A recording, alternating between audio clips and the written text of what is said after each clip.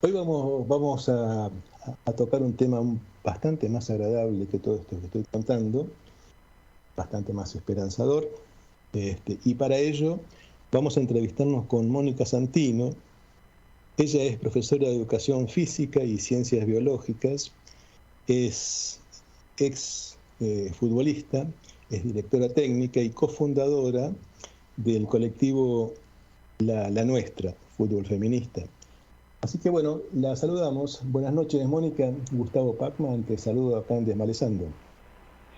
¿Qué tal? Buenas tardes, ¿cómo están? Muchísimas gracias por esta charla. No, por favor, muchas gracias a vos por darnos este tiempo. Yo hice mención, Mónica, recién a que vos sos cofundadora del colectivo La Nuestra. Te pido, si como para que quede claro para nuestros oyentes, arrancamos pidiéndote que nos cuentes cómo surge esto, desde cuándo y qué características va teniendo actualmente en su desarrollo. Sí, la Nuestra cumple este año 15 años. Empezamos en noviembre de 2007. Yo creo que no nos imaginábamos todo lo que iba a pasar. En primera instancia estábamos recibiendo un grupo de 10, 12 adolescentes que intentaban jugar al fútbol en la cancha del barrio Güemes, ¿no? Que es una parte de la Villa 31, una de las partes más antiguas y una de las canchas también más antiguas del barrio. En ese momento, bueno, toda de tierra y con ninguna de las cosas que tiene hoy, y donde las pibas tenían muchísimas dificultades para poder jugar, desde poder usar el espacio, desde tener el material deportivo necesario y el de también tomárselo un poco en serio, ¿no? Primero era, cómo nos organizamos para que este derecho a jugar sea explícito, sea en serio, ¿no? Y lo primero que nos planteamos es, vamos a ganar el territorio. Así que esa primera etapa fue de conquista de cancha, de permanecer en un horario determinado. ¿Cómo llegás vos a la Villa 31 con esta idea? Llevo un poco, yo no creo que las casualidades existan, pero una serie de circunstancias me llevaron al barrio. Yo venía de trabajar en un programa de fútbol femenino que se había ideado, diseñado en la Municipalidad de Vicente López, en lo que era la Dirección de la Mujer o el Centro de la Mujer en ese momento, que se habían dado cuenta que el fútbol era una gran excusa para convocar a adolescentes de las zonas más pobres o más necesitadas del partido. Y en los Juegos Evita del 2007 conozco a una entrenadora estadounidense que tenía un grupo en la Villa 31. Ella estaba terminando su tesis como socióloga, tenía una beca para estudiar en Argentina. Se terminaba ese tiempo, volvía a Estados Unidos y no quería que ese equipo se quede solo. Por eso decía al principio, recibimos un grupo, ¿no?, de entre 10 y 15 adolescentes. Así que tomé la posta de esta compañera, que su nombre es Alison Lasser. Ella, sin ser entrenadora de fútbol, había armado este equipo en el barrio. Venía de una impronta de haber aprendido fútbol desde muy pequeña en la escuela, que es algo habitual en Estados Unidos. Por eso Estados Unidos es una potencia de fútbol femenino, fue el último campeón del mundo y el que más copas del mundo ganó. Y no podía entender cómo en un país tan futbolero las pibas tenían tantos problemas para jugar, ¿no? Entonces, lo que agarro es ese grupo inicial que Alison había armado, y así fue como entré al barrio en esa época, ¿no? El mismo día que despedían a Alison, yo ponía un pie en la cancha y era armar todo, ¿no? Desde el vínculo de confianza, de conquistar ese espacio, como estaba explicando antes, y de empezar. Y así fue, conquista de cancha, de pelear palmo a palmo con los pibes y con los varones más grandes el lugar, de conservar un horario, quedándonos en la cancha con lluvia, con frío, con viento, con sol, con lo que fuera, el mismo horario que conservamos hoy, martes y jueves a las 6 de la tarde, y hacernos visibles para el resto del barrio, ¿no? Como ir convocando más chicas, y cuando fuimos muchas y la cancha ya estuvo ganada, ir problematizando lo que significaba ser jugadora de fútbol y hacerlo en el barrio, y pensarlo también como una estrategia grande para combatir la violencia de género, ¿no? De una manera colectiva. Creo que es una enseñanza para todas las que vamos al barrio a trabajar. Hoy un cuerpo técnico de 11 compañeras, entre entrenadora de arquera, educadora popular, trabajadora social, ¿no? Como un equipo muy grande extendido, y más de 200 pibas en cancha desde los 5 años hasta mujeres de 50, ¿no? Con todo lo que ese derecho a jugar significa, pensado como un derecho humano desde una perspectiva feminista. Cuando vos decís 200 pibas en cancha, son 200 que aparte de participar de los entrenamientos y las actividades, digamos, también forman equipos y van armando campeonatos en los que participan. Teníamos un esquema bastante definido antes de la pandemia, de un torneo de cancha más chica, de fútbol 5, que no llegaba a ser futsal, pero en cancha más chica, y otro de cancha grande, ¿no? Y eso se nos desdibujó con la pandemia. Ahora estamos participando de un torneo en la propia Villa 31, que terminó su primera etapa no hace mucho, con distintas categorías, que es organizado por distintos equipos y emprendimientos deportivos que hay en el barrio, que son muchos, y algunos torneos que empezamos a armar nosotras, ¿no? Pero esa pata de la competencia la tenemos que volver a fortalecer, ¿no? Antes de la pandemia teníamos casi un sistema cooperativo donde pagaban los equipos que podían pagar y teníamos un sistema para los traslados, ¿no? Porque los 2 torneos se van fuera del barrio, y ahora estamos volviendo a armar esta dentro de la propia villa. ¿Y cómo fue la recepción de esta iniciativa que vos fuiste instalando ahí? Digo, en relación, digamos, por un lado con el funcionamiento de la villa y por otro lado con esta cosa machista que tiene el fútbol, y que seguramente se consideraba como un derecho, ¿no? Todo el aprovechamiento de los espacios y la lucha por los espacios. Sí, yo hablaba, cuando me preguntabas anteriormente, de una estrategia de empoderamiento colectivo, ¿no? Sí. Y nosotras interpretamos el fútbol desde esa conquista de la cancha, donde darse cuenta de un derecho es cuando lo estás peleando también, ¿no? Y cómo lo vas construyendo. Entonces, creo que lo que nos pasó colectivamente, tanto a las jugadoras como a las entrenadoras, es darnos cuenta que, bueno, eso podía ser posible, ¿no? La mayoría de las entrenadoras veníamos de haber participado en clubes de AFA, siempre con poco espacio, siempre peleando por un lugar de visibilidad, ¿no? Por el fútbol femenino. Entonces lo que pasaba en el barrio no era muy lejos de lo otro, y de alguna manera era como, bueno, curar alguna herida de forma colectiva, ¿no? Y después, cuando vos jugás, te das cuenta que es imposible avanzar en la cancha si no te apoyás en un pase de la compañera, claro. Imposible avanzar en la cancha si no levantás la cabeza, digamos, hay cuestiones que tienen que ver con el fútbol, que trasladadas afuera, digamos, son enseñanzas de vida importantísimas, ¿no? Aprender a poner el cuerpo, darnos cuenta que podemos meter un cambio de frente, que podemos saltar y si hace falta meter un codazo, ¿no? Cuando en los barrios a las mujeres desde edad muy temprana lo que se está acostumbrada a hacer son tareas de cuidado, ¿no? Tareas domésticas. Claro. Entonces ahí se arma un camino de libertad que es inmenso, es hermoso, y todo lo que nosotras decimos hoy es lo que aprendimos en conjunto con las pibas, ¿no? No fuimos a tirar la pelota para hacer asistencialismo o caridad, sino para poner un derecho en movimiento y de esa manera empoderarnos todas, ¿no? Entonces, estas reflexiones que son fuera de lo que es el fútbol en sí concreto, ¿no? Que podemos practicar en la cancha, la participación en los encuentros plurinacionales, estamos recién llegadas de San Luis, que esto fue el fin de semana pasado, y ponerle, digamos, ese ojo feminista al deporte es lo que nos hizo ser lo que somos hoy. Yo estaba pensando, cuando vos estás contando todo esto, en dos aspectos, ¿no?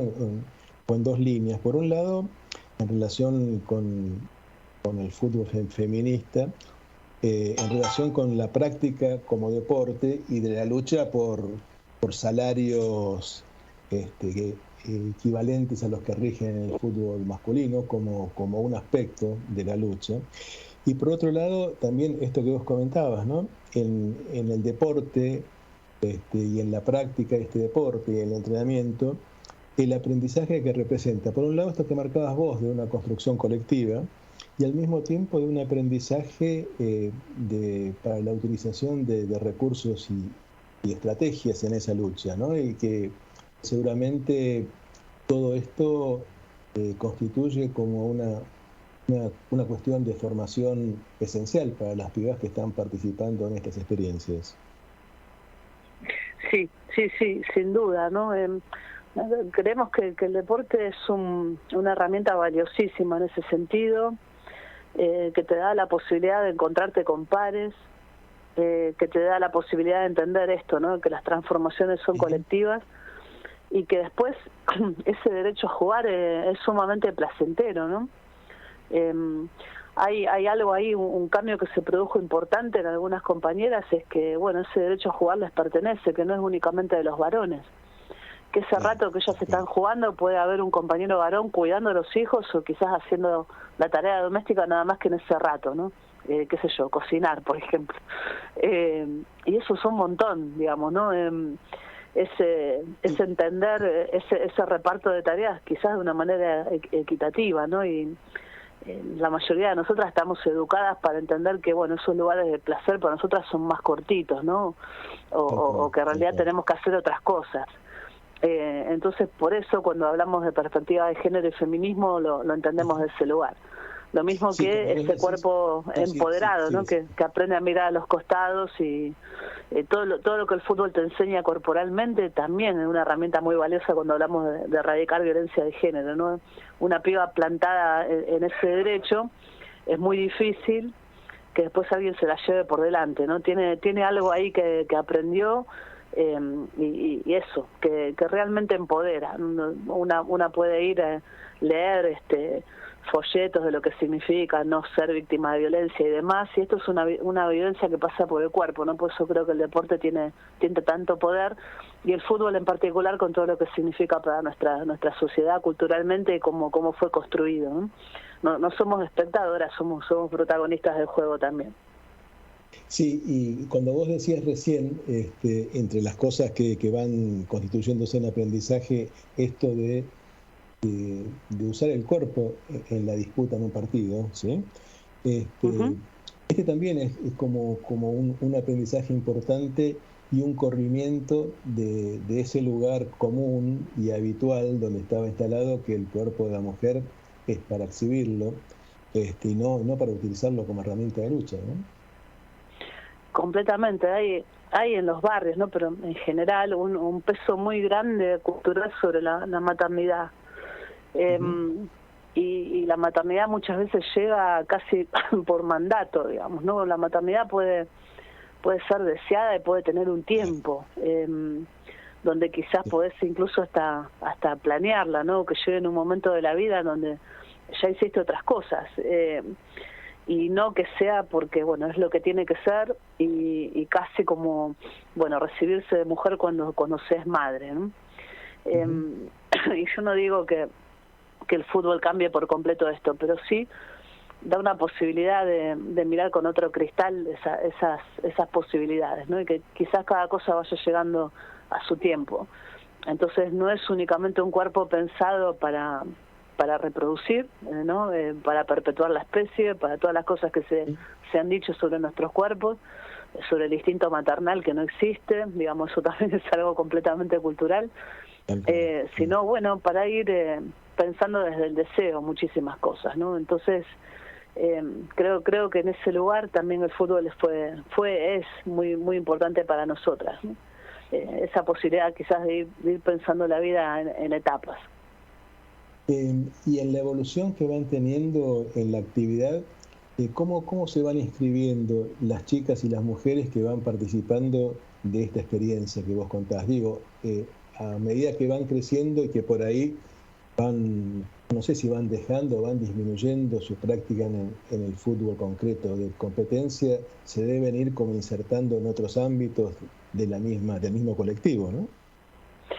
Sí, nosotras notamos que muchas chicas que llegan tienen muchas veces bueno, la cabeza agachada, que cuesta hablar, que cuesta poner palabra, con autoestimas muy muy bajas, y al tiempo de estar jugando al fútbol y de verse con otras y de producirse este encuentro que tiene que ver con esto, ¿no? Con la alegría, con lo placentero. Ahí nosotras hablamos del juego como una revolución, y otra frase que tiene que ver mucho con nuestro colectivo es pararse en la cancha como en la vida, que la dijo una compañera cuando tenía 14 años, ¿no? Y en esos espacios que se armaban de charlas después de los partidos. Bueno, un poco tiene que ver con eso, ¿no? Hay ahora una camada de pibas que está entre los 18 o 20 años que empezó a entrenar con nosotras cuando tenía 6 o 7, o un poquito más, y vienen con ideas y vienen con planteos, y algunas de ellas se han convertido en entrenadoras de las más chiquitas, ¿no? Entonces, me parece que ese círculo virtuoso va un poco por ahí, ¿no? En entender que capaz también hay una forma de ejercer liderazgos y una forma de resolver conflictos que es justamente poniendo palabra. Y creemos que todo eso es importantísimo, ¿no? Es la capacidad que tiene el fútbol de transformar, y esa capacidad de entender la vida de otro de una manera solidaria, ¿no? Creo que hay algo que muchísimos otros procesos que tienen que ver con, bueno, dictadura militar, neoliberalismo, ¿no? Y tantísimas otras cosas, rompió lazos sociales, ¿no? Entonces, el fútbol quizás ayuda o pone ese ojo, pone esa fuerza en ponerse en los botines o en los zapatos de la compañera, ¿no? Y entender otra vez la solidaridad en lugar de la sospecha, ¿no? Que es muchas veces lo que queda instalado después de procesos sociales que nos han desgastado mucho. Tal cual.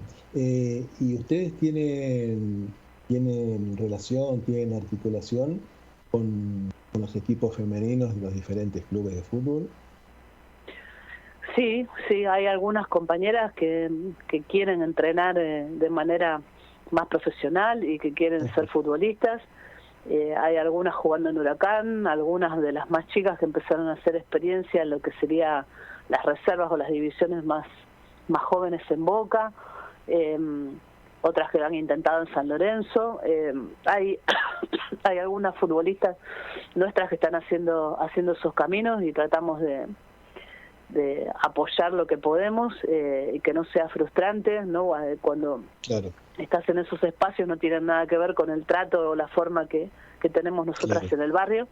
Tiene que ver con competencia, ¿no? Y es completamente distinto. Entonces tratamos por lo menos de acompañar esos procesos. Hay pibas que nacieron para ser futbolistas, ¿no? Nosotros entendemos el fútbol ahí como una vocación, y así como pasa con varones, yo también creo que muchas de las mejores jugadoras o de las buenas jugadoras salen de los barrios, ¿no? Por la forma que tenés de aprender el fútbol y el contacto constante con la pelota, ¿no?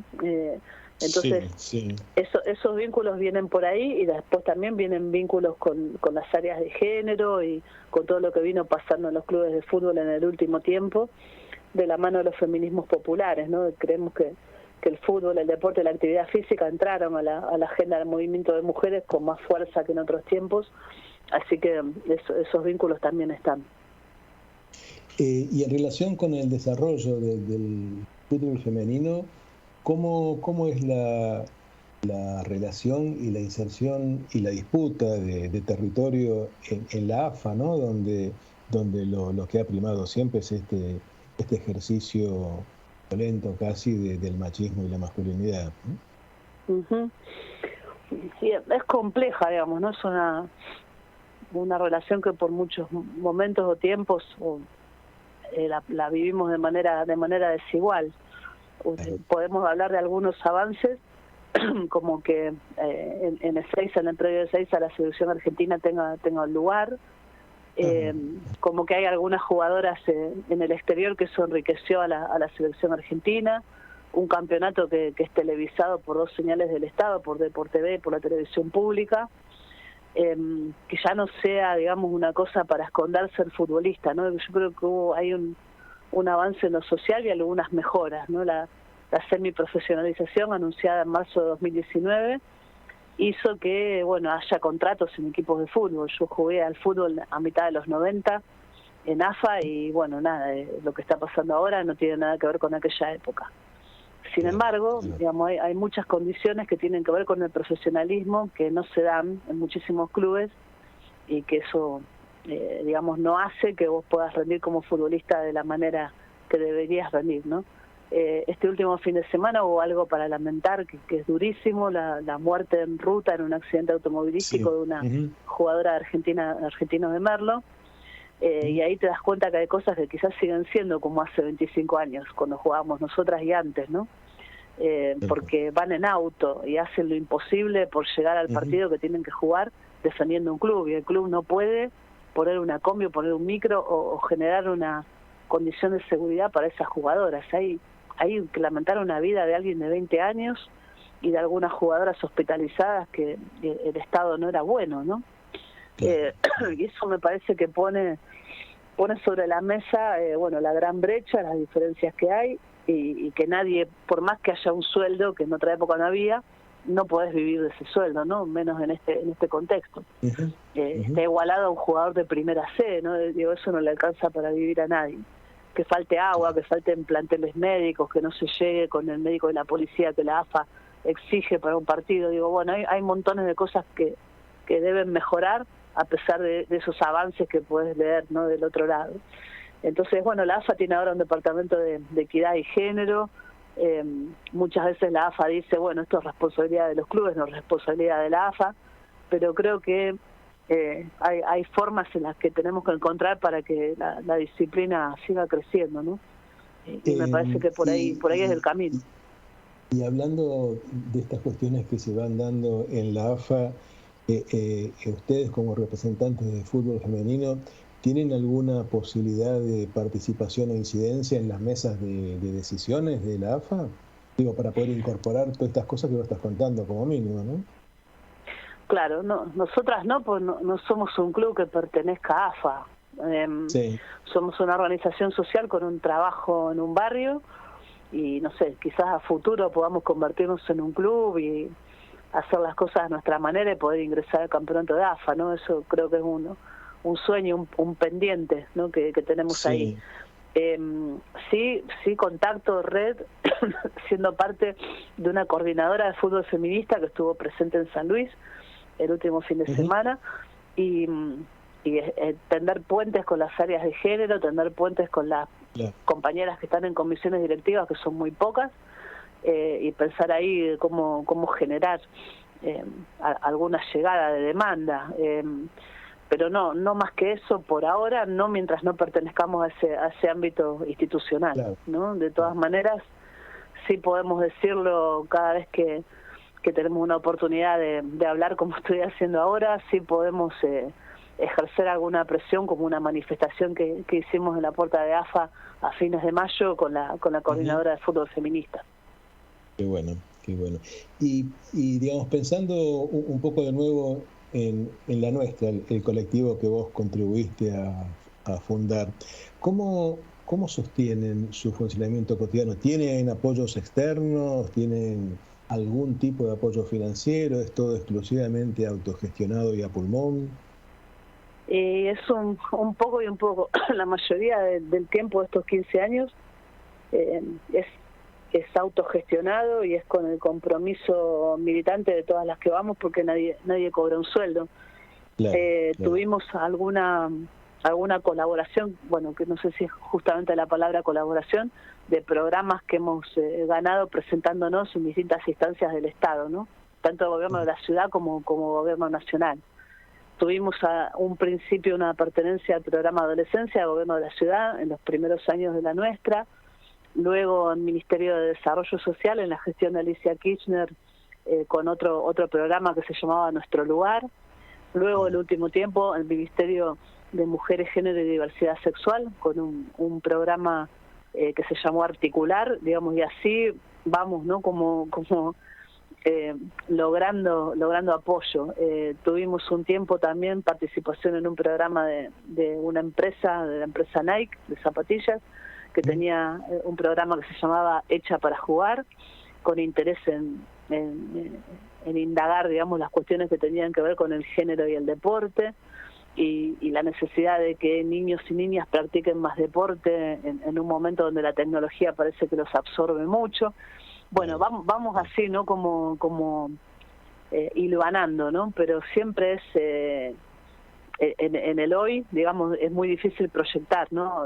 Así, y yo creo ahí que hay un agujero grande en cómo se piensa el deporte social o cómo se piensan las políticas públicas de parte del Estado, ¿no? Porque me parece que el laburo así de esta organización, como tantísimas otras que hay, deben ser sostenidas de alguna forma a largo plazo para pensar, ¿no? Para sentarse a pensar mejor y seguir sistematizándolo y llevándolo a una política pública concreta y efectiva, porque realmente no es una necesidad, realmente se logran cambios, realmente se logran transformaciones, y me parece que no se puede contar únicamente con el hombro o la espalda de la militancia, ¿no? O de este compromiso que todas nosotras tenemos, porque bueno, es nuestro lugar en el mundo, la Villa 31, y sé de muchísimas otras personas, mujeres, varones y compañeros de la diversidad que tienen un empuje real por el deporte, y hay que pensarlo de esa manera.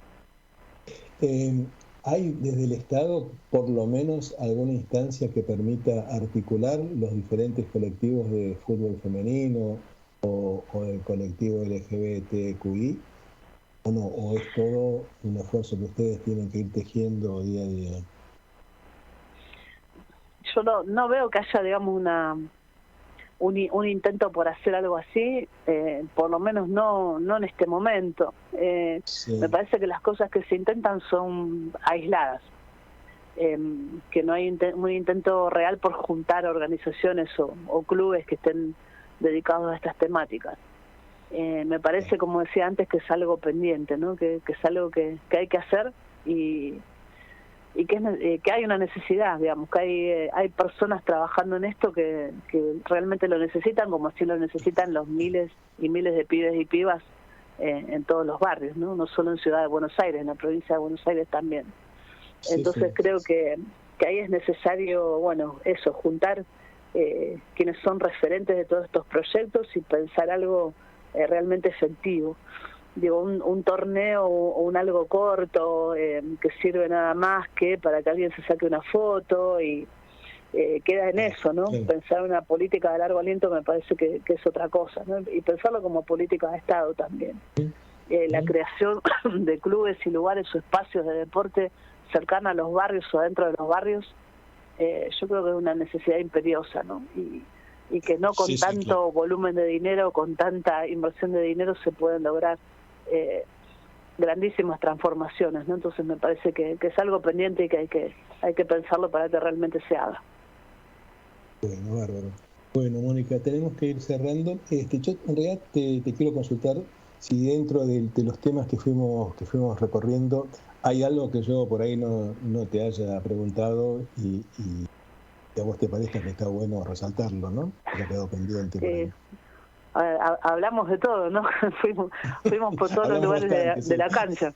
Estuvo bien. No, solamente esto, ¿no? Nosotras tenemos un deseo grande o adentro del barrio o lo más cerca del barrio posible, constituirnos en un club, con un espacio físico que sea club para pensarlo a ese lugar, como decía antes, a nuestra forma. Y nuestra forma es pensar en entrenamientos para mujeres y diversidades, pensar divisiones inferiores y poder estructurarlas y por qué no llegar a AFA, ¿no? Ya somos un club, ¿no? Pero un espacio físico que cuente con todo eso y pensarlo como se piensan los clubes en Argentina de tantísimo tiempo, ¿no? Porque es una tradición grande nuestra, porque es comunidad organizada y porque creemos que son absolutamente necesarios. Bueno, un club con impronta, gobernanza y poder pensado desde el feminismo. Creo que eso es un sueño que tenemos y confío en que lo vamos a poder concretar. Bueno, bárbaro, muy bien. Bueno, te agradezco todo el tiempo que nos dedicaste, te felicito por la tarea que estás haciendo y por el impulso que le fuiste dando a todo esto.